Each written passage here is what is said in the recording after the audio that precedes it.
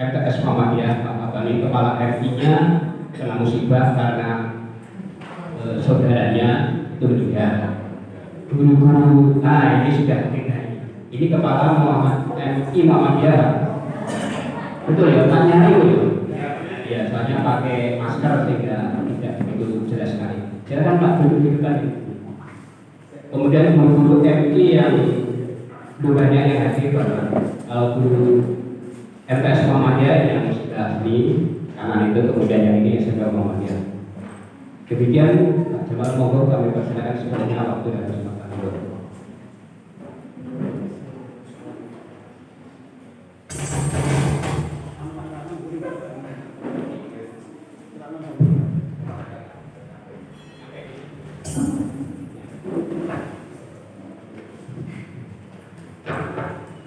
Assalamualaikum warahmatullahi wabarakatuh. Alhamdulillahirabbil alamin alladzi khalaqal insana fi ahsani taqwim.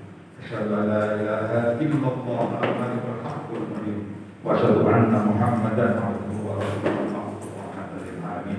Allahumma shalli wa sallim ala Muhammad wa ala alihi wa sahbihi ajma'in.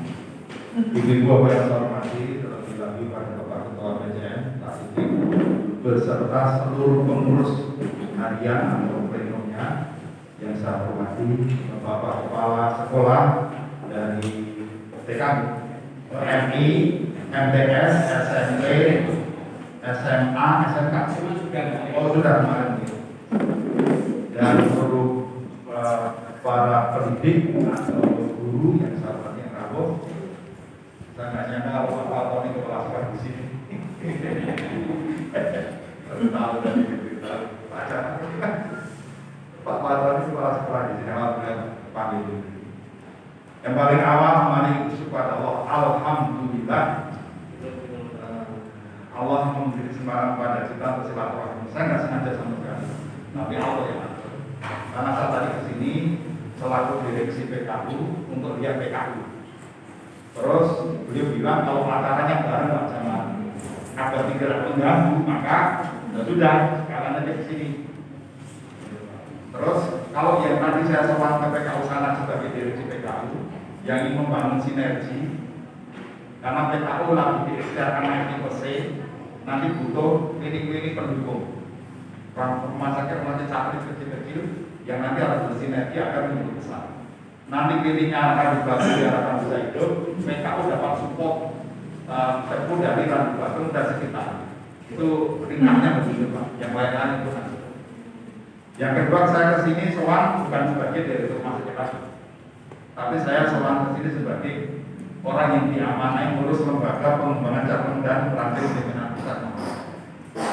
Jadi di pusat itu Bapak sudah 2 periode ini ada lembaga baru namanya LPCR, Lembaga Pengembangan Cabang dan Ranting, lembaga ad hoc yang khusus ngurusi mengembangkan cabang dan ranting. Segala hal yang ada di cabang ranting, termasuk sekolah dan sebagainya, itu dikomunikasikan di LPCR.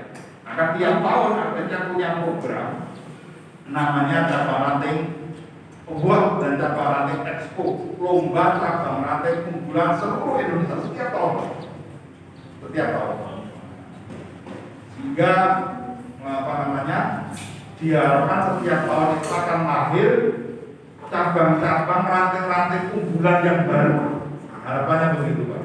Sehingga bisa dicontoh, bisa dijadikan model bagi cabang ranting yang lainnya, agar kemudian muncul dan lahir cabang-cabang unggulan seluruh Indonesia. Termasuk Randu Blantung ini mirip dengan cabang mana? Nanti bisa belajar di sana. Randu Blantung ini ternyata pasarnya cukup ramai. Tadi saya ke sini sudah bisa lihat pasar 2, satu kecamatan pasarnya 2, yang saling ramai Pak. Kira dalam lebih lagi. Berarti Randu Blantung itu termasuk kota yang ramai, kecamatan yang sangat ramai. Pasarnya tadi sampai macet Pak. Karena mobil-mobil pengangkut di mana gitu. Ya, mau ke PKU tadi. Ini kan termasuk ramai. Artinya Muhammadiyah punya potensi untuk berkembang di sini. Insya Allah. Ini kita bisa belajar misalnya dari PCM mana. PCM sudah punya 100 lebih contoh cabang ranting yang juga di YouTube. Bapak-bapak bisa lihat LPC di YouTube, nanti akan banyak sekali contoh cabang dan ranting unggulan se-Indonesia. Nah, seperti ini.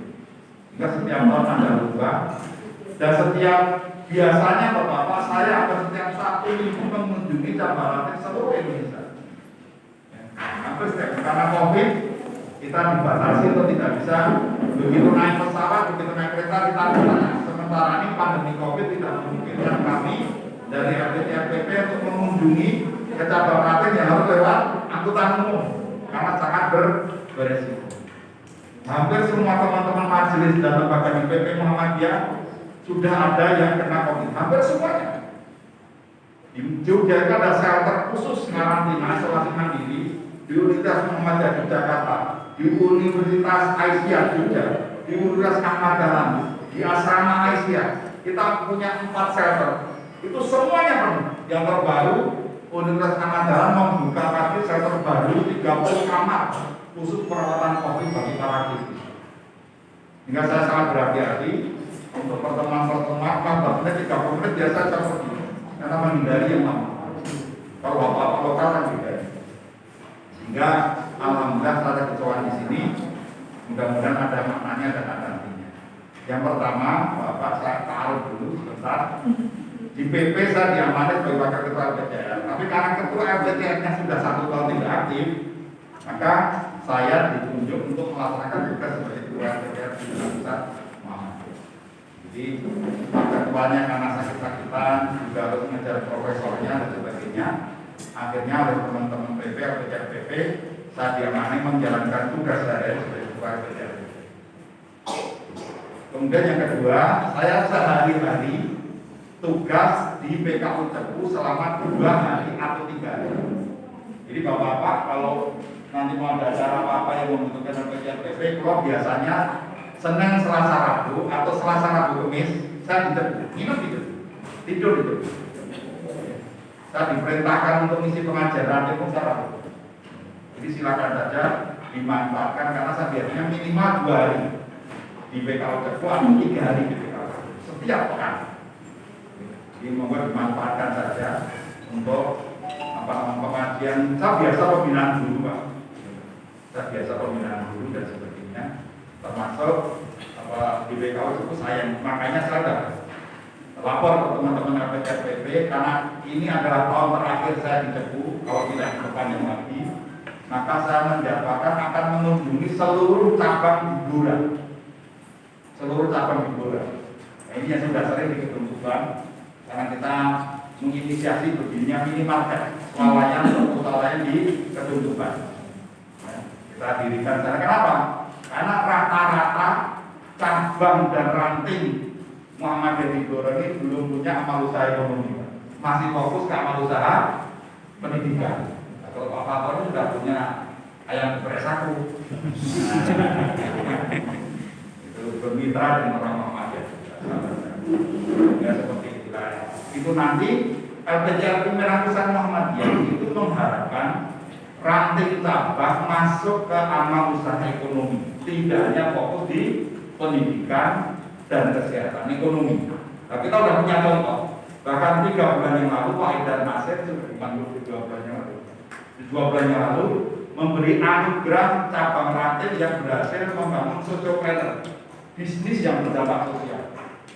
Sudah kepilih 6 juara nasional, nanti akan selama 5 hari inkubasi dibimbing dari para praktisi dan dosen dari Gajah Mada untuk jadi percontohan unit usaha ekonomi berdampak sosial namanya sociopreneur.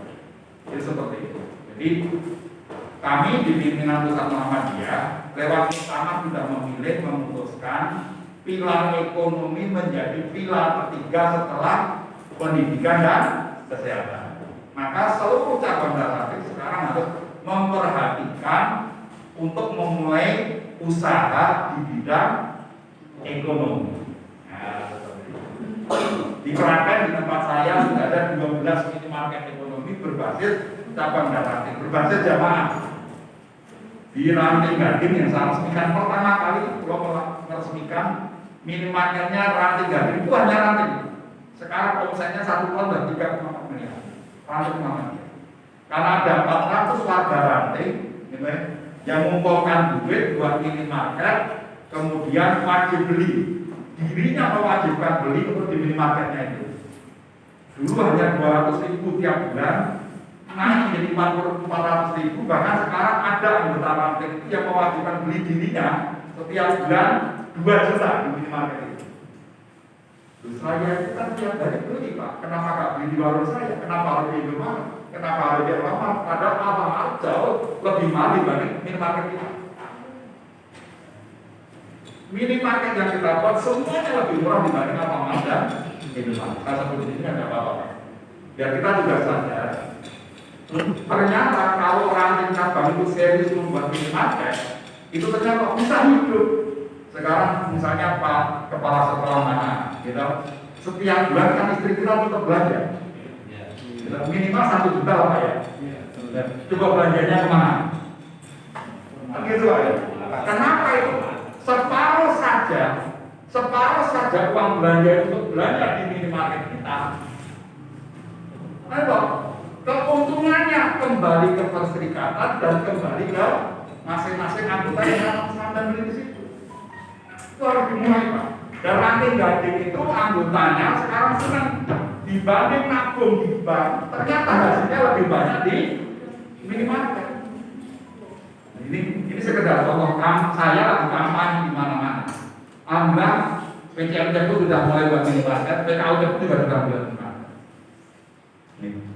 Yang penting terwujud itu Pak. Seperti itu. Itu sekedar contoh. Kami lagi bangun 2 minimarket di di Bojonegoro. Ada tim teman-teman saya Pak, kalau ada cabang ranting yang pengen bangun silakan. Bisa pakai Suryamat, itu semua milik kita.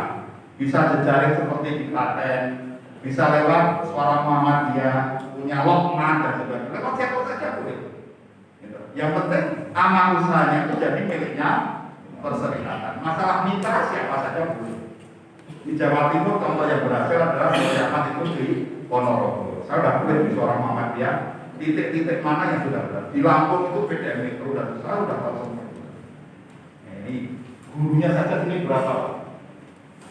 Ya misalnya itu, kalau seluruh guru wajib beli misalnya biasanya belanja 1 juta, belanja 400 saja minimalnya sudah hidup. Nah, misalnya, ini sekedar provokasi dari saya agar Muhammadiyah mulai melirik unit ekonomi, usaha ekonomi. Karena semua cabang ranting yang maju pasti punya usaha ekonomi, pasti. Seperti itu. Nah, karena ini selama ini uang kita dihambur-hamburkan kemana-mana, bukan milik kita semua. Padahal tiap hari kita belanja kehidupan kita. Nah itu Pak, ini mengapa begitu? Karena di cabang ranting itu nasional, ekonomi menjadi salah satu kriteria keempat dari ciri cabang ranting yang unggul. Yang pertama ingat Pak, pembinaan jamaah dan ideologi. Cabang ranting dikatakan unggul kalau dia punya pembinaan jamaah dan ideologi. Maksudnya apa Pak? Masjidnya terkelola dengan bagus, alhamdulillah. Kelentang di Bantung sudah punya masjid baru yang menjadi sentral, itu wajib. Jadi cabang itu harus punya masjid percontohan. Nah, itu pembinaan jamaah, cirinya masjidnya makmur. Makmur itu ada 3 cirinya. Makmur jamaahnya, makmur kegiatannya, makmur dananya. Yang pertama Pak, makmur jamaah, sing sholat yang datang. Makmur kegiatannya, masjid itu tidak hanya sholat, kegiatannya macam-macam. Terus makmur dananya, kalau makmur jamaahnya pasti makmur dananya. Nah LPT sudah punya contoh masjid mana yang bisa dijadikan contoh. Di Muhammadiyah ada masjid Al-Jihad Banjarmasin nomor 4. Itu di Banjarmasin Pak. Itu ada masjid namanya Al-Jihad yang sholat itu masjid apa Pak? Milik apa? Yang sholat 500 sampai 800 setiap 5 waktu. Sekali Jumatan infaknya 35 juta. Sekali sholat Jumat. Infak hariannya sholat 5 waktu dikumpulkan 1 pekan 1 minggu terkumpul 40 juta. Dari infak Jumat dari infak harian saja hampir 400 juta. Maka masjid ini punya unit layanan jenayah di PCM itu Alphardnya saja 2. Sampai 3 juta. Ini biar agak provokatif. Ternyata cabang yang hampir mati, masjidnya dulu hampir diambil oleh Salafi. Setelah warga Muhammadiyah sadar dan bangkit, sekarang punya masjid paling makmur se-Indonesia, gitu. Dan cabangnya termasuk cabang terbaik se-Indonesia, peringkat 2 nasional, cabang Banjarmasin nomor saat ini. Itu dia di lantai 3-nya punya radio yang siaran seluruh kota mendengar, dan cabang ini berhasil mendirikan radio 300 kilo dari kota ini, namanya Alabio. Bapak-bapak yang seusia saya tapi pernah dengar Alabio. Bapak tadi pernah dengar Alabio. Alabio itu bebek. Zamannya Pak Harto kan budaya bebek Alabio itu Indonesia. Dan ternyata itu Alabio itu nama tempat kecamatan, sebelahnya Amuntai, tempat asalnya Kiai dan Boris. Ya, Alabio itu kelahiran Muhammadiyah pertama kali 10 Kalimantan di Alabio. Dan orang dakwahnya dengan bebek, setiap dia hijrah jadi dai Muhammadiyah, bisnis bebek di situ dakwahnya Muhammadiyah. Ekonomi, ya, seperti itu. Ini itu zamannya makmur, Banjarmasin itu masjidnya bisa seperti itu, pakai eskalator. Jadi ibu bapak yang sudah sepuh-sepuh nggak usah naik tangga, langsung naik eskalator sampai lantai 2. Masjid cabang. Ini sekedar contoh. Ada pembinaan jamaah, terus pengajian rutin dikelola dengan baik. Ada pengajian Idul itu Senin, itu setiap pengajian yang hadir 2.500 sampai 3.000 orang, infaknya 10 sampai 12 juta setiap pengajian. Berhasil dirikan minimarket, berhasil dirikan macam-macam dari pengajian. Seperti itu.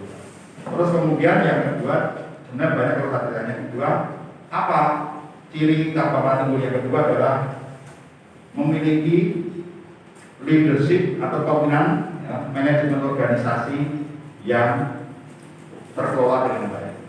Jadi kepemimpinannya itu berjalan dengan baik, kompak, kolektif, kolegial. Itu ciri Muhammadiyah. Ya, itu terkelola dengan baik dan jalan dengan baik. Contohnya banyak di Babat, Lamongan, sepanjang Jawa Timur, kemudian di Cilengsi. Ya, di Cilengsi itu cabang baru karena baru lahir tahun 95, sekarang mengelola sekitar 80 miliar.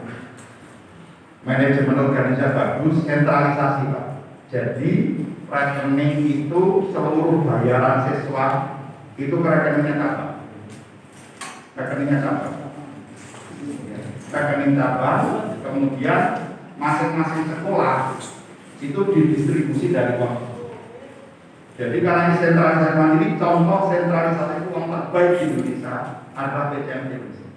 Dia punya SMK saja 41 cabang, SMP-nya 2, SD-nya 2, kemudian punya perguruan tinggi, siswanya total 7.000 siswa di cabang. Itu mengelola sentralisasi sehingga Bapak Ibu tidak ada pegawai SMP Muhammadiyah Putra Batu, tidak ada pegawai SMK Muhammadiyah, yang ada adalah pegawai persatuan.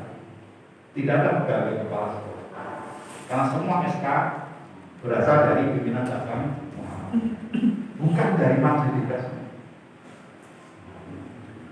dari PCA.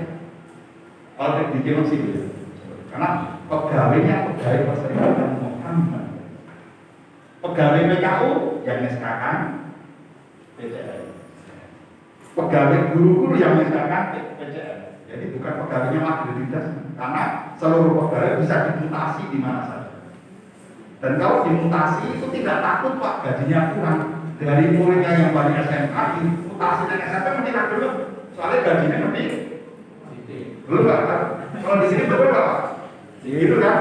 Gaji guru SMK boleh jadi lebih tinggi dibanding gaji SMP, betul nggak? Nah, kalau di sana orang dipindah nggak takut. Karena Pak sudah ada standar gaji, termasuk guru TK yang muridnya 200 dipindah TK baru yang baru cari murid nggak takut, karena ada standar gaji. Itu leadership yang bagus. Sekedar contoh, cabang yang lain saja dikatakan sepanjang itu mengelola 300 miliar cabang.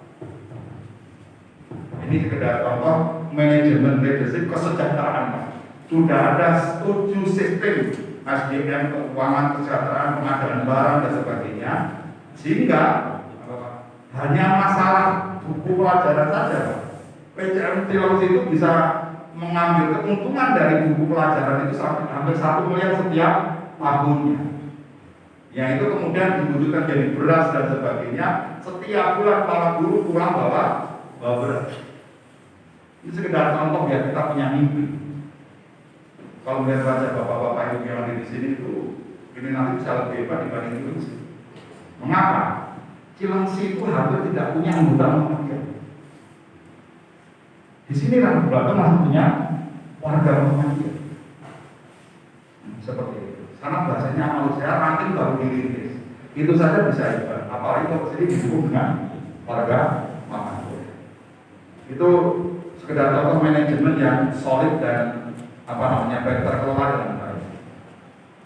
Yang ketiga, ciri yang ketiga adalah memiliki amal usaha yang kreatif, inovatif dan solutif. Amal usahanya kreatif, inovatif. Sekolahnya mesti punya kreasi yang baru. Alhamdulillah ini SMP dapat siswa terbanyak katanya dibanding SMP Muhammadiyah seluruh Blora. Alhamdulillah. Tapi saingan kita kan nggak bersama SMP Muhammadiyah. Saingan kita dengan sekolah-sekolah. Nah, itu apa? Jadi Bapak bisa belajar sekolah-sekolah yang untuk SMP kok tetap muridnya banyak. Nah, kita bisa belajar. Ke Gunung Kidul itu ada SMP Muhammadiyah Mujahidin. Itu sampai nolak murid, Pak. Sampai nolak murid, sampai akhirnya buat boarding school, boardingnya juga sudah nolak murid. SMP Muhammadiyah Mujahidin. Nah sekarang SMA-nya dikembangkan dari MBS Mujahidin. Terus sekolah mana lagi banyak lah belajar. Insya Allah dalam hubungan Bapak Kepala Sekolah ini cirinya apa? Kreatif, inovatif dan saya dia punya banyak sekali contoh-contoh keunggulan yang kreatif dan inovatif. Bahkan tingkat ranting di Indonesia itu Pak, salah satu ranting yang unggul nomor 1 tahun 2008 adalah ranting Gunung Pring. Bapak bisa catat ranting Gunung Pring. Itu cabangnya Muntilan. Ranting Gunung Pring cabangnya Muntilan itu ranting yang punya TK 5, SMP program khusus 1, kemudian SD Muhammadiyahnya unggulan, muridnya hampir 700. Kemudian SMP Muhammadiyah unggulan, muridnya hampir 500. Terus sekarang lagi mengembangkan SMA Taruna Muhammadiyah. Satu-satunya sekolah Muhammadiyah semi militer di Indonesia. Itu yang didirikan ranting Muhammadiyah. Itu ranting Muhammadiyah. Pertama siswanya 13, gurunya 33. Gurunya lebih banyak dibanding muridnya. Sekarang sudah masuk tahun ketiga, akreditisasi pertama 3 bulan setelah berdiri langsung A. Hanya A paling tinggi. SMP kali. Itu sudah contoh ada ranting sampai seperti itu. Punya mobil 21 mobil. 3 operasional, 18 mobil antar jemput siswa. Mobil antar jemput siswa. Yang dari situ ranting dapat uang untuk gaji guru. Dari mobil sewa antar jemput saja itu bisa gaji guru. Nanti tahun kelima atau tahun ke-6 setelah BEP semua sudah tercukupi, itu akan diberikan hibah kepada supirnya. Supir itu kan jadi milik mobil nanti, mobil milik nanti kan jadi miliknya supir yang selama ini supir mobil itu ranting, Pak. Apalagi ini cabang. Insya Allah kalau kita sungguh-sungguh berkomitmen akan maju cabang.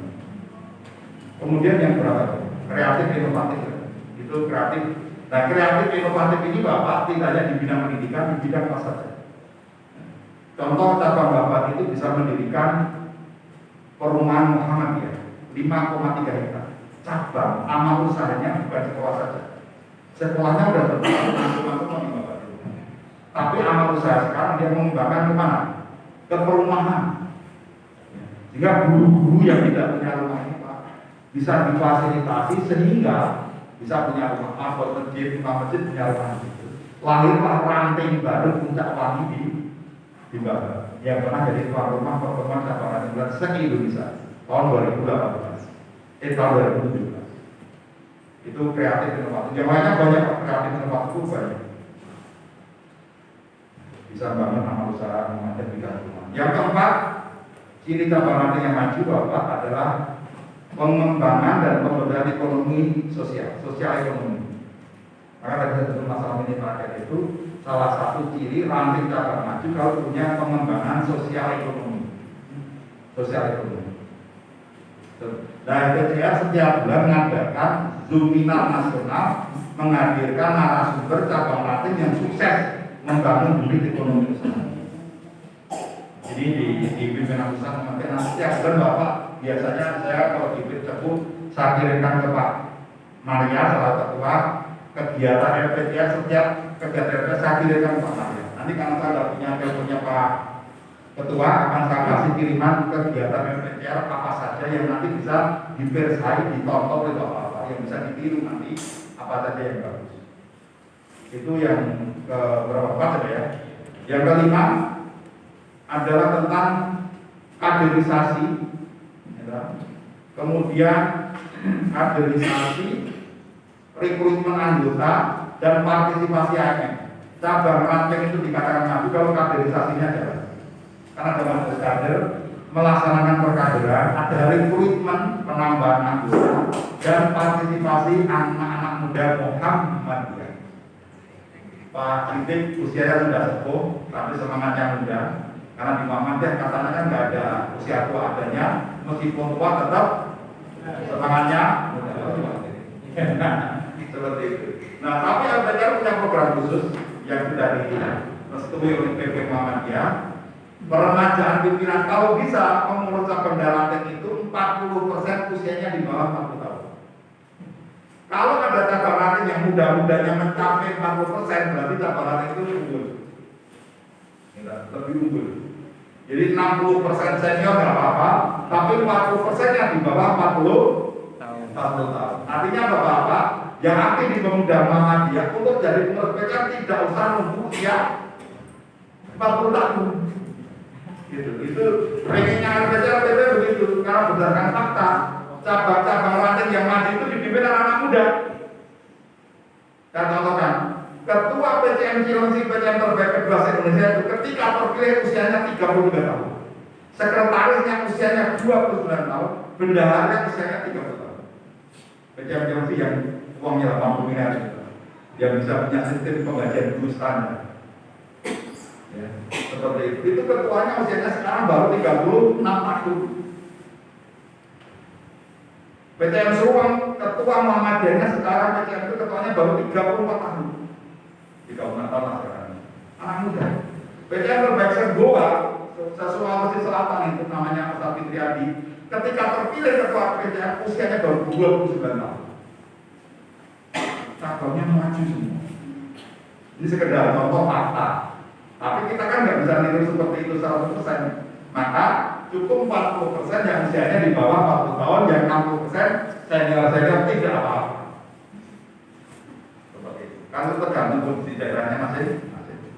Yang penting anak-anak muda itu terlibat aktif, karena era sekarang kalau nggak ada anak pemuda, Pak, nanti kan edarkan undangan pasti makan surat dan sebagainya, kan susah. Seperti itu. Terus kemudian Bapak setelah kaderisasi, partisipasi dari rekrutmen ini yang agak berat. Muhammadiyah itu organisasi kader, tapi jarang ada tambahan anggota. Maka minimal kalau pegawai Muhammadiyah itu jadi anggota Muhammadiyah dan aktif sudah lumayan. Persoalannya kan banyak pegawai kaum yang tidak aktif di Muhammadiyah, termasuk PKU Muhammadiyah itu. Jadi memang tidak semua yang jadi pegawai Muhammadiyah itu asalnya dari Muhammadiyah. Hanya memang kita itu kan untuk jadi pegawai AUM, jadi anggota Muhammadiyah kan tidak dipaksa. Ada bapak guru yang dipaksa jadi pegawai Muhammadiyah, mengatakan yang dipaksa. Nggak ada kan? Berarti kan sukarela. Artinya kalau sukarela begitu jadi pegawai itu sudah rela dirinya menjadi anggota Muhammadiyah. Maka rela juga untuk mengikuti kegiatan, rela juga untuk menggerakkan cabang dan ranting. Kenapa banyak cabang ranting di Indonesia itu mati? Karena para pegawai awam saja tidak mau aktif di Muhammadiyah. Persoalannya. Jadi kalau segini saja yang sudah aktif di Muhammadiyah, pengen selalu masih terciptakan hidup, ranting-ranting akan hidup. Seperti itu. cabang-cabang yang maju itu bisa memaksa dalam tanda kutip pegawainya aktif bermuamalah. Ini kan dibutuhkan cara, dibutuhkan perangkat. Karena dengan jadi Muhammadiyah kan tidak dipaksa, sukarela.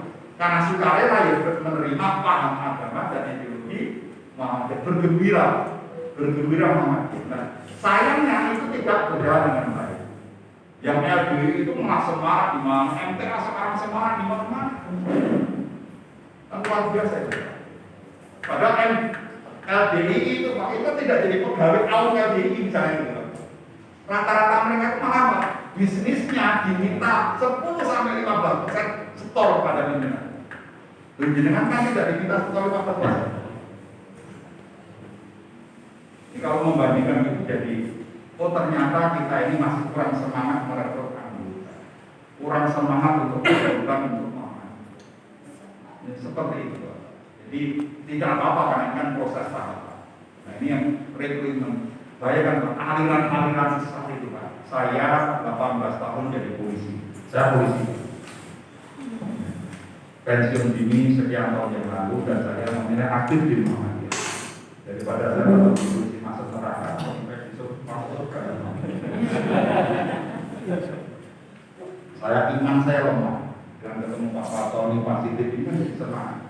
Terharu setiap ketemu orang-orang sahabat yang mengorbankan diri pribadinya, harta jiwanya, Pak Ustaz, ngajar dan sebagainya, luar biasa. Muhammadiyah itu bisa itu karena masih ada orang yang mau berkorban untuk Islam.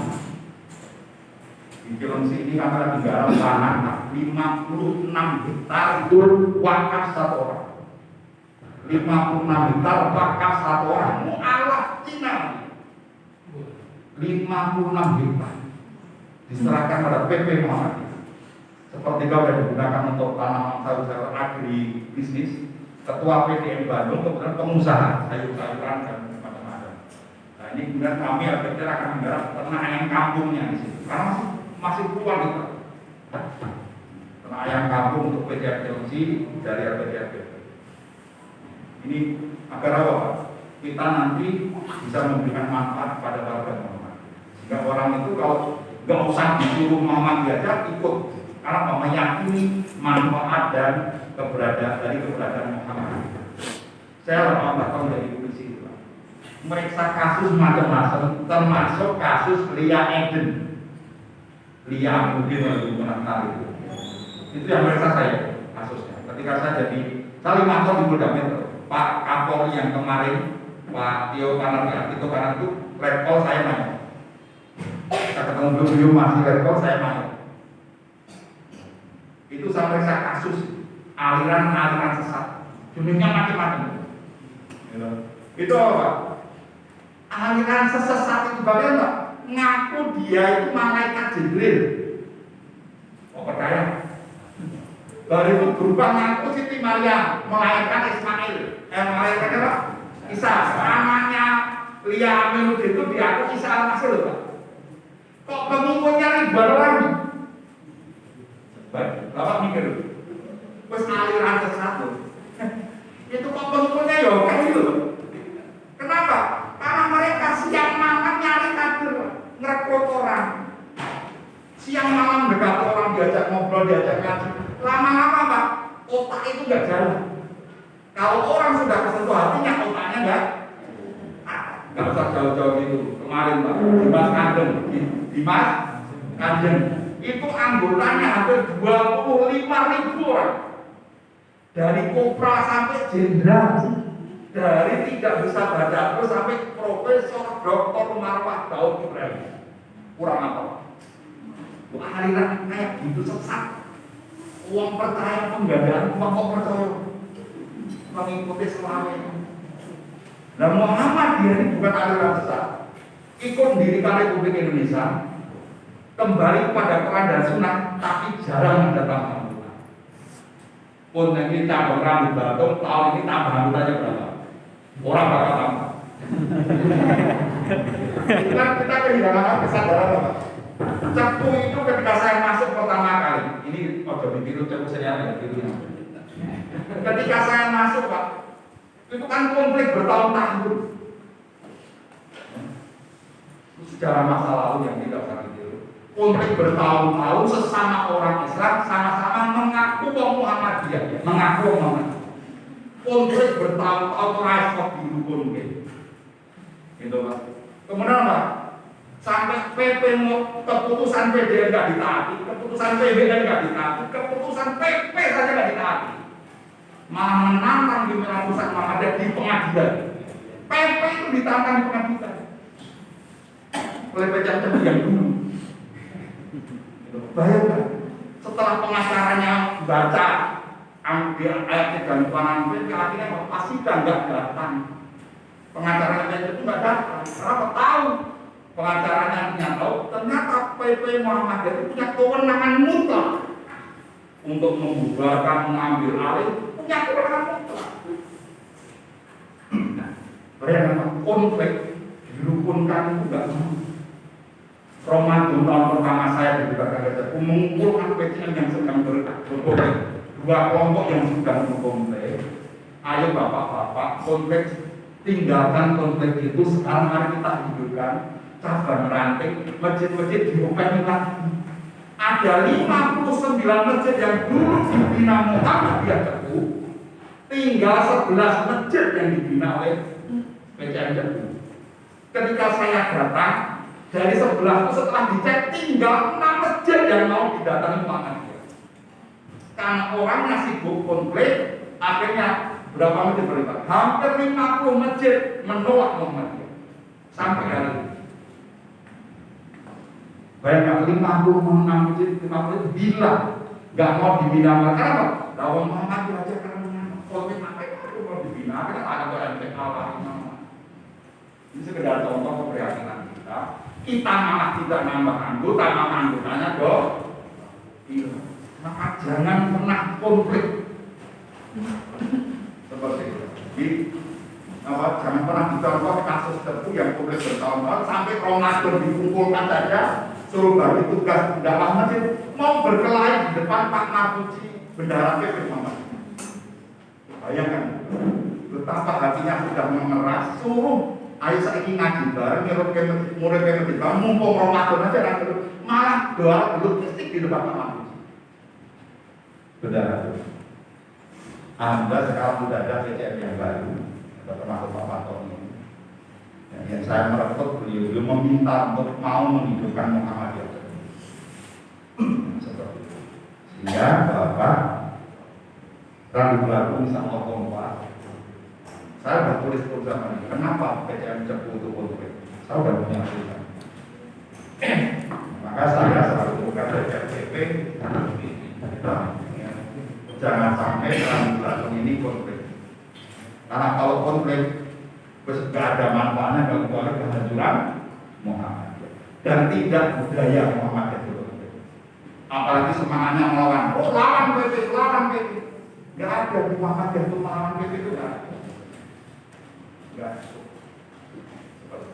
Jadi alhamdulillah sekarang PCM Cepu sudah ada PCM yang baru, meskipun masih dalam pembinaan karena kewenangan penuh masih di PP Muhammadiyah termasuk PKK. Kalau istilahnya sederhana ya, sekarang kan persiapan tahapan agar suatu saat nanti PCM Cepu bisa diserai kembali untuk mengelola amal usaha. Karena amal usaha itu bukan miliknya PCM Cepu, bukan miliknya Tanzil.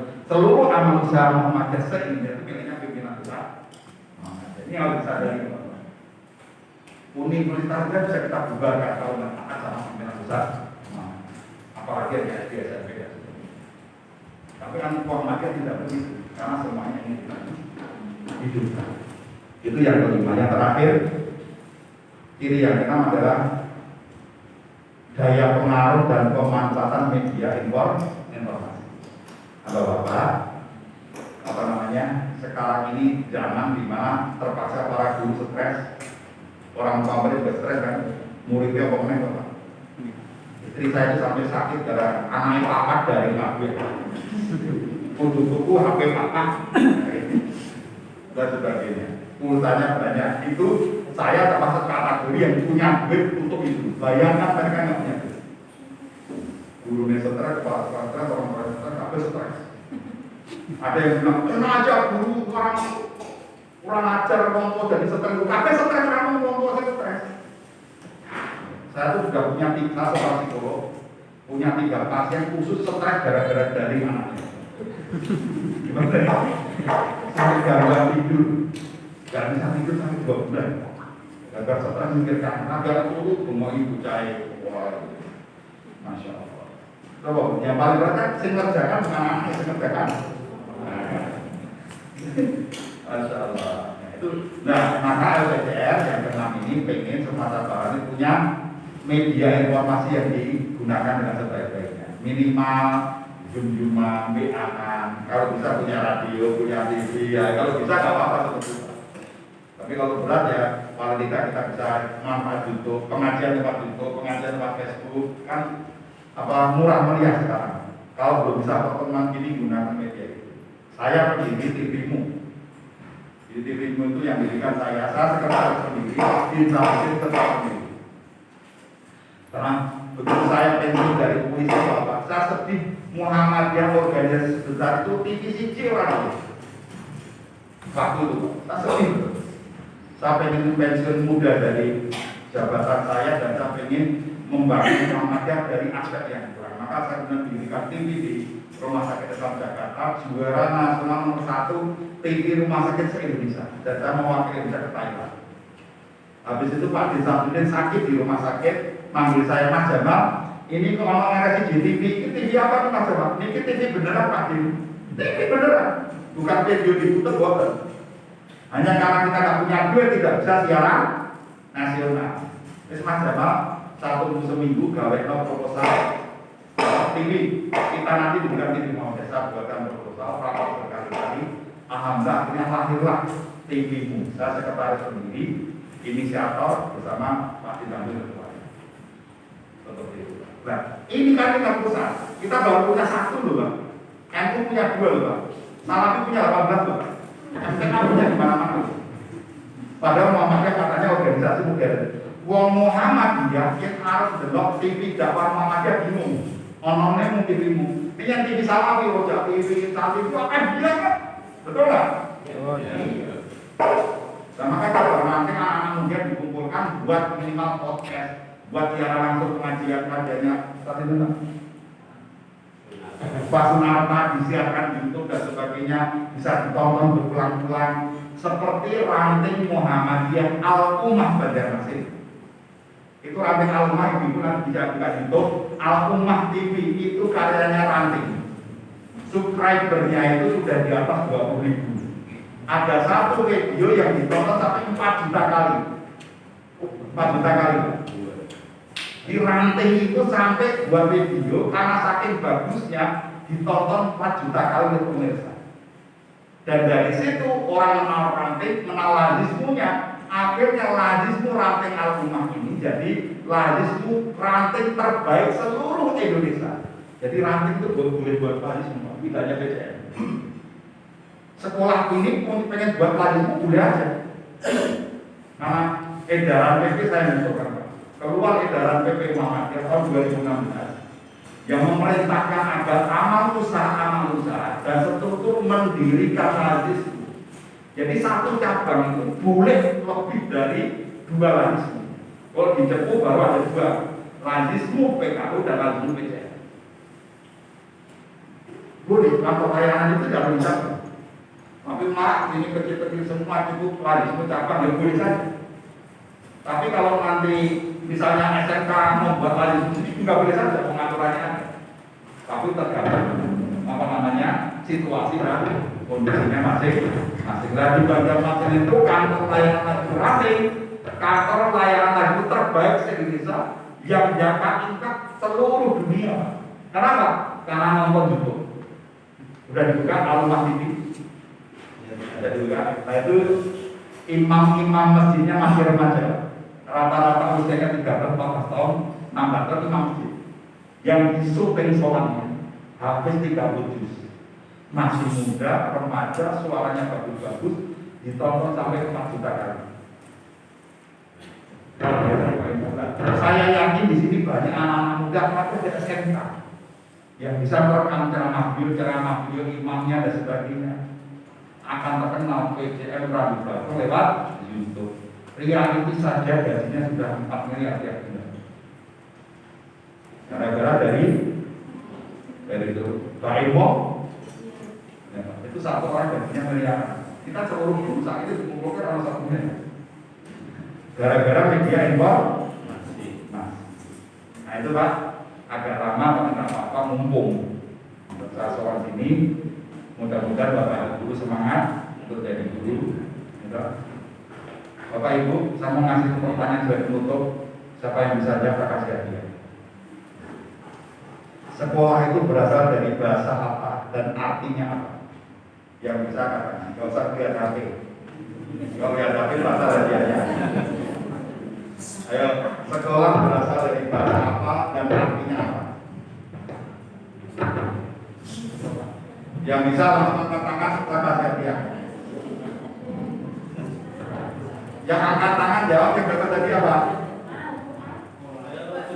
Sekolah berasal dari bahasa apa dan artinya apa? Dalam hitungan pertama dapat 300 juta, 300 ribu. Dalam hitungan kedua dapat 200 ribu, kalau hitungan ketiga dapatnya 100 ribu. Pertama 300 ribu.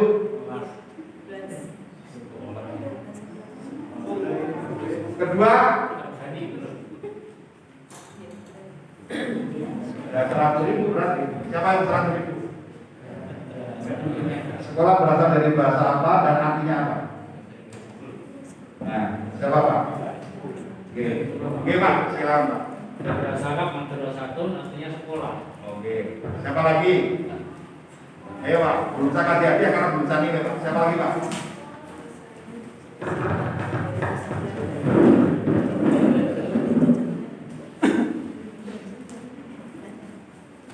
Siapa lagi Pak? Di sini Pak. Adik saya itu dokter di bidang pendidikan. Maka sering ngajak saya ngasih pelatihan ke guru-guru. Ini karena COVID saya nggak mau setting pelatihan, ajak main-main sini nggak mau. Karena COVID. Siapa yang bisa? Bahasa Belanda. Bahasa Belanda artinya. Nanti tangkas gratis 5 bungkus ke Pak. Ayo, yang bisa angkat tangan Bu. Angkat tangan itu menunjukkan kita punya rasa percaya diri, ya, mau berkomunikasi pada orang. Ayo, ya. Bahasa Latin. Nah terus artinya? Artinya 40. Nggak lihat di HP ya. Ye. Jadi bapak-bapak nanti bisa cari tulisannya Ayah Edi. Ayah Edi itu siapa? Tokoh homeschooling Indonesia. Ayah Edi, bukunya banyak sekali. Di salah satu bukunya itu ada tulisan yang menjelaskan itu. Terus ada bahasa Latin, bahasa Landa, bahasa Jerman dan sebagainya. Tapi beliau memilih bukan yang bahasa Latin, yang artinya waktu luang. Beliau memilih yang paling tepat menurut beliau di bukunya itu adalah sekolah itu berasal dari bahasa Prancis. Ya. Yang artinya bukan waktu luang. Yang artinya akan saya buktikan. Kiai Jamal mendirikan sekolah TK pertama kali. Kemudian sekarang ini dinamakan Aba Aisyah Bustanu Atfal. Bahasa Indonesia-nya apa nih Aisyah Bustanu Atfal itu? Nah, Taman Kanak-kanak Aisyah. Aisyah Bustanu Atfal itu artinya Taman Kanak-kanak Aisyah. Sering dikatakan TK Aba, karena double itu.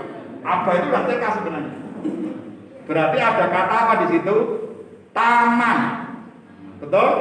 Ya. Terus setelah itu Ki Hajar Dewantoro, Ki Hajar Dewantoro itu teman ngobrolnya Ki Hajar Mataram yang belajar banyak ilmu pendidikan kepada Ki Hajar Mataram. Belajar musik kepada Ki Hajar Mataram. Ki Hajar Dewantoro itu bisanya dua yang ngetrek. Ki Ahmad Dahlan menguasai seluruh musik. Ki Hajar Mataram. Di Dai Muhammadiyah boleh tahu musik karena Ki Hajar Mataram aja menguasai hampir seluruh alat musik. Termasuk dia pelatih langsung marching band, drum band. Dia kursus ke Keraton Solo sampai mampu menguasai seluruh peralatan drum band. Ki Hajar Mataram. Ki Hajar Dewantoro itu mendirikan sekolah.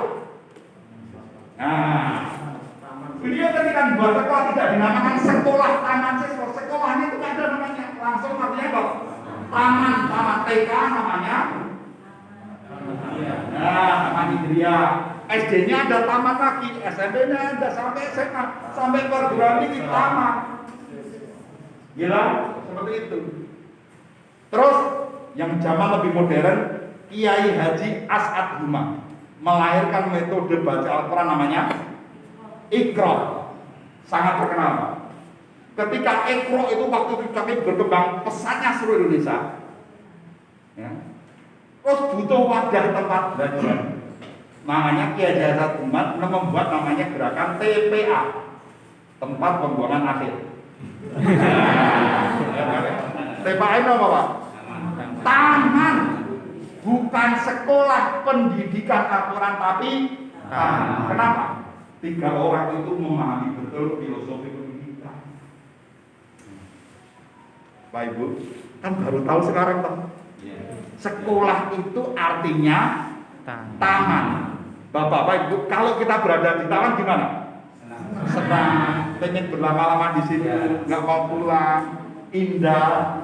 Pengen makan pun di situ, tidur di situ, indah sekali. Kan begitu Pak? Artinya apa? Sekolah itu seharusnya membuat orang senang, bahagia. Maka lihatlah sejarah Alhambra, Granada dan seluruh kerajaan Islam yang hebat. Mesti perguruan tingginya, sekolahnya, madrasahnya itu yang nampak adalah taman. Kalau ada gedung mesti asrama untuk minat. Kalau ada gedung mesti masjid. Kalau ada gedung mesti perpustakaan. Mereka kalau belajar duduk di taman. Tapi karena sekarang tanah sudah bisa-bisa dia nggak ada taman lagi, akhirnya bentuknya bangunan barat. Nah Bapak Ibu yang saya hormati, itu kesimpulan dari apa yang saya sampaikan kaitan dengan guru. Mari kita jadikan sekolah kita itu sebagai yang gurunya seneng, Pak Kepala Sekolah seneng, muridnya juga senang. Kalau perlu penulis orang murid seneng belajar. Pak Jamal, tapi karena sekarang tamannya susah gimana Pak? Kalau fisik taman susah, kalau sini kan masih mungkin karena apa? Lalu muridnya kan bawa cici-cici kayak terus pakai banget nanti. MBS Prambanan setiap nyantri baru Pak wajib membawa pohon. MBS Prambanan. Kalau sekali turun 600 santri setiap tahun tambah 600 pohon. Bayangkan MBS Prambanan. Itu fisik. Tapi kalau fisiknya susah Pak Jamal gimana? Minimal di hati ibu bisa jadi taman bagi para siswa. Jadi sekarang bukan zamannya guru kerap itu top. Kalau zaman saya semakin kerap semakin top gurunya. Semakin ditakuti murid semakin hebat. Sekarang terbalik. Guru yang ramah, yang bisa merangkul siswa, yang menjadi taman di hati anak-anak, mereka guru yang menginspirasi. Maka guru itu tidak hanya mengajar, tidak hanya mendidik, tidak hanya memotivasi, yang paling berat adalah menginspirasi. Di guru tertinggi itu yang mampu menginspirasi. Inspirasi itu gak usah ngomong aja, muridnya sudah ngerti itu. Terkesima dengan kepribadian guru. Maka ada film Laskar Pelangi yang menghadirkan Bu Muslimah. Saya sudah ketemu fisik 2 kali sama beliau. Kepala sekolahnya Pak Arpan yang meninggal itu ternyata di dunia aslinya itu ayah kandungnya. Ayah kandungnya beliau lulusan Mu'alimin yang kemudian menginspirasi beliau. Akhirnya Bu Muslimah terinspirasi dari ayah kandungnya yang pas di sekolah ngantuk terus sakit terus tertidur meninggal itu ayah kandungnya di dunia nyata. Bu Muslimah termasuk menginspirasi meskipun sederhana. Mudah-mudahan Bapak-bapak di semuanya menjadi guru-guru sesederhana apapun menjadi taman di hati para siswa dan mampu menginspirasi para pelajarnya sehingga nanti akan terikat terus. Aku lulusan SMP Muhammadiyah mana ini Randu Batung, Sanawiyah, MI dan sebagainya. Seperti Wali Kota Jayapura. Wali Kota Jayapura itu masih Kristen, tapi di mana-mana selalu mengatakan saya matahari paling bersinar terang dari Indonesia Timur. Saya alumni SMP Muhammadiyah Jayapura. Bayangkan Pak, dia orang masuk Islam tapi bangga jadi orang Muhammadiyah dan selalu mengatakan di mana-mana saya anggota terbaik Muhammadiyah. Padahal anggota Muhammadiyah syaratnya harus Islam, Pak. Dia tidak Islam saja Pak, sekarang memberikan tanah 12 hektar. Dia menghibahkan tanah kepada Muhammadiyah 12 hektar dan membangunkan jembatan antara Jayapura kota dengan tempat tanah yang dihibahkan pada PP Muhammadiyah itu akan dibangun jembatan oleh wali kota yang bangga jadi alumni Muhammadiyah. Padahal dia masih non Islam. Saya kalau guru kuliah pagi ini semangat Pak, kan karena COVID ya sini saya biasanya guyon. Kapan-kapan kalau tidak COVID lagi saya tak sowan ke sini ketemu guru lagi khusus bicara masalah guru. Insya. Nah, penutup saya akan mengenalkan salam cabang nanti biar Bapak Ibu ingat. Pak Jamal kesini bukan sebagai direktur rumah sakit tapi sebagai LPCR. Salam LPCR. Salam LPCR itu. Ranting itu penting. Biar Ibu ingat, aku orang Muhammadiyah, guru Muhammadiyah. Meskipun gajiku kecil, aku tetap hidupi ranting Muhammadiyah. Biar berkah. Karena rezeki asalnya tidak hanya dari gaji. Buktinya beliau lebih besar gaji dari saya dibanding gaji sebagai guru. Itu Pak Fatoni. Dan jenengan juga biar seperti Pak Fatoni, gaji guru Muhammadiyah mungkin 600, 700 atau 300, tapi rezekinya bisa 10 kali lipat. Insya Allah. Maka apa? Meskipun gaji guru didik, rantingnya teoritis siapa tahu itu berkah dari Allah dan jalan menuju surga. Ranting itu penting. Cabang harus berkembang. Ranting penting, cabangnya harus dikembangkan. Nah, ranting itu penting, cabang harus berkembang. Muhammadiyah sukses dunia, sukses. Kita gini-gini berkorban ada yang sampai 56 hektar. Itu karena pengen masuk surga. Sukses dunia, sukses akhirat. Mu'alaf juga mu'alaf Muhammadiyah 56 hektar diberikan. Saya sebelum pindah dari Jakarta ke Jogja tahun 2014 saya pindah. Saya kalau dari direktur Majelis Islam Jakarta itu pegawai saya 1.600. Terus saya hijrah ke Jogja karena sudah tidak kuat di Jakarta. Itu saya sebelum pulang ke sini menerima wakaf 11 miliar. Rumah seisinya, tanah rumah seisinya. Akad pagi saya ngisi pengajian di Bekasi di Kampung Sawah. Kampung Sawah itu kalau Bapak pernah lihat TV orang ke gereja pakai kerudung, pakai peci, itulah Kampung Sawah. Orang Betawi yang nggak sadar dimurtakan, tetap tahlilan dan tetap gereja. Itu Kampung Sawah. 1 RW 18 gereja, 1 RW 18 gereja. Di situ saya dan teman-teman mendirikan sekarang pesantren MBS Kampung Sawah. Lihat di Google MBS Kampung Sawah. Saya dan teman-teman mendirikan itu sebelum pindah ke Jogja. Pas saya ngisi pengajian pagi, merintis pesantren, itu ada bapak-bapak yang nangis. Saya cerita tentang pengorbanan Pak AR, seorang pegawai depan yang nggak mampu meragati kuliah anak-anaknya, terpaksa harus jadi ketua umum PP Muhammadiyah dan sambil jualan bensin itu. Saya ceritakan lagi orang-orang yang berkorban dalam hidupnya. Bapak-bapak tua dengan baju koko putih ke kuning-kuningan itu nangis. Saya tidak tahu apakah tersentuh ceramah saya atau apa, tidak tahu. 2 minggu kemudian saya diajak oleh pengurus cabang Pondok Gede dan ranting Kampung Sawah. Diajak Pak Jamal, ada jamaah yang mau mewakafkan rumah dan tanahnya kepada Muhammadiyah. Pak Jamal diminta oleh beliau yang menerima. Akhirnya saya datang ke rumah. Saya kaget. Pintu gerbangnya aja bisa masuk 2 mobil bareng. Ketika pintu gerbangnya itu dibuka, yang muncul adalah bapak-bapak yang baju kokonya jelek pas ngaji itu membukakan pintu gerbang. Saya mengira bapak itu yang jaga rumah. Terus akhirnya kami rombongan masuk, diterima masuk di rumah itu. Saya kira mau dikenalkan tuan rumahnya. Ternyata bapak itu kemudian duduk, silakan duduk Pak Jamal dan teman-teman. Bu, sini. Pak Jamal, ini istri saya. Terus singkat ceritanya apa? Pak Jamal, saya dan istri sudah sepakat untuk mewakafkan rumah dan isinya ini kepada Muhammad. Kaget saya. Niki saya itu Pak, beneran Pak. Namanya Insinyur Solihin. Sama dengan Pak Solihin Amal.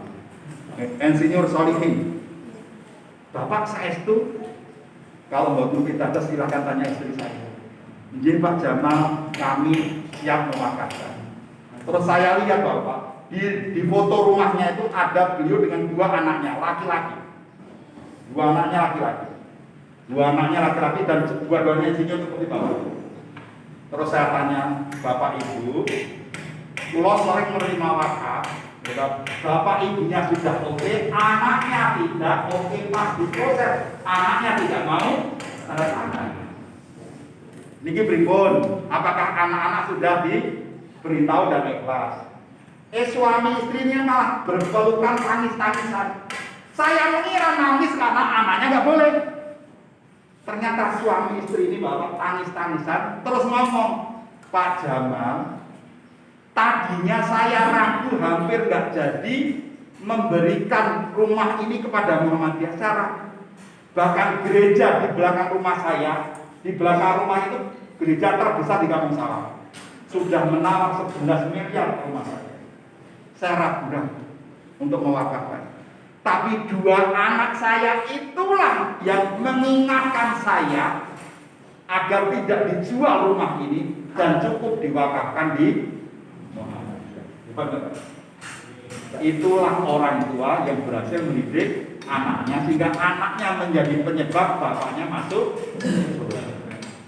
Singkat cerita akhirnya oke, anaknya sudah mengikhlaskan. Kemudian kita terima ini, singkat ceritanya kita terima.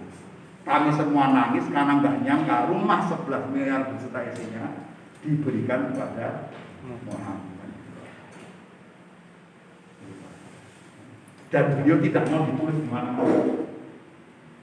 Akhirnya lahirlah MBS Muhammadiyah Kampung Sawah sampai hari ini. Nah, seperti itu Pak. Maka Bapak ini mau memberikan rumah dan 11 miliar karena Pak pengen sukses dunia, sukses akhirat. Beliau sudah sukses akhirat, menginsinyur, pemborong, duitnya banyak, tapi belum pengen sukses di akhirat. Akhirnya diwakafkan kepada kami. Tidak menuntut ibu-ibu mewakafkan rumah ini. Okay. Tapi paling tidak murid-murid di sekolah kita masing-masing, nguripi ranting dan masjidnya masing, agar Muhammadiyah hidup, jangan terulang kembali kejadian cepu seperti itu.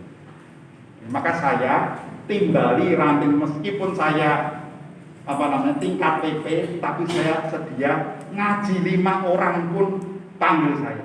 Nah, daripada nggak dimanfaatkan, lebih baik saya dimanfaatkan di sini. Kasih kapan saja selama saya di sini sowan Bapak Ibu, meskipun yang ngaji hanya 5 orang, agar ranting hidup. Kembali ke penutup, ranting itu penting. Cabang harus berkembang. Muhammadiyah sukses, sukses. Sekarang kita tes dengan bicara. Maskernya tetap dipakai karena nanti ada nyemprotnya. Maskernya semua dipakai. Saya tim pengarah MCC tingkat besar. Meskipun saya tetap semua. Dan saya double di mana? Saya double. Ibu nggak ngerti. Oke, pun dipakai nanti nyemprot. Sudah. Sekarang cek suara dulu. Ranting itu penting. Cabang harus berkembang. Muhammadiyah. Atas ya. Ranting. Orang kompak. Ranting. Cabang. Apa dia? Muhammadiyah tidak hanya maju kalau hanya modal cangkeman. Maka Muhammadiyah itu namanya harokah. Namanya apa Pak? Harokah. Harokah itu artinya pergerakan pergerakan, namanya harokah. Nama lain harokah perserikatan adalah harokah. Harokah. Maka apa? Muhammadiyah tidak hanya modal mulut, tapi juga modal amal perbuatan. Maka dinamakan amal usaha. Harus beramal, harus usaha, baru Islam akan hidup dan berkembang. Kalau hanya kajian banyak, dan Muhammadiyah tidak menamakan dirinya kajian sunnah, karena udah pasti sunnah. Tapi ada kelompok lain yang mengatakan kajian sunnah, otak sunnah, seolah di luar dia tidak sunnah. Muhammadiyah tidak boleh seperti itu. Karena itu menuduh, memberikan stigma orang lain tidak sunnah. Ya, tidak sunnah. Jangan mudah membid'ahkan orang, jangan mudah menyalahkan orang. Ya. Maka kita bergerak, dibuktikan dengan perbuatan, tidak hanya dengan perkataan. Dan kita semuanya akan berkumpul di surganya Allah kalau kita berbuat sesuatu. Ibu pengen masuk surganya Allah, pengen ketemu lagi dengan suami, pengen bu, bapak. Ibu pengen ke surga ketemu lagi dengan suaminya enggak? Ibu sekali lagi kok, nanti suaminya nanti bu. Ibu pengen ke surga ketemu dengan suami? Berarti mempertanyakan para suami ini. Bapak-bapak ingin masuk surga bersama istri? Ya. Biasanya yang lain itu bapak-bapaknya nggak jawab, ibunya semangat Pak. Di sini mah bapaknya semangat, ibunya nggak semangat. Berarti rata-rata ibu pengen ganti suami.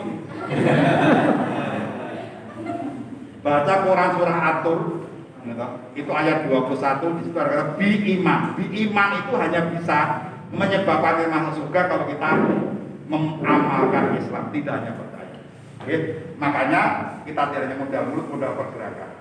Kalau saya bilang ranting itu penting. Penting itu digenggam, pegang. Yang penting dipegang bu.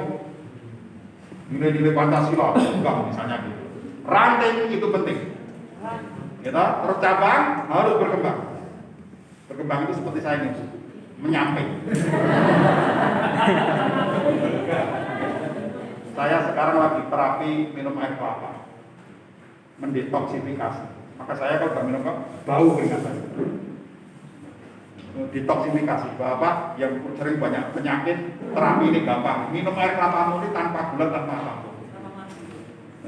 Tambah madu boleh. Kelapa murni itu wangi. Air terbaik setelah air zam-zam. Dan sebagainya. Jadi cabang harus berkembang. Jadi yang sudah mandi atau nggak mandi tetap gini. Terus Muhammadiyah sukses dunia, sukses dunia harus kita kuasai untuk kepentingan akhirat. Waqtagi 5 wala Bapak berapa Pak? Enggak sakan ya dia. Kalau bukan beragama itu akan jadi dia. Oke? Apa katakan dia ranting itu penting. Cabang harus berkembang. Muhammadiyah sukses. Ya? Ya. Berislam tidak hanya ngomong tapi harus berbuat. Siapa? Ranting, ranting. Ulangi ranting. Cabang harus bergerak. Muhammadiyah Sukses dunia, sukses akhirat. Mohon maaf kalau ada kesalahan, sekaligus nyuruh pamit. Ya, mudah-mudahan bermanfaat. Assalamualaikum warahmatullahi wabarakatuh.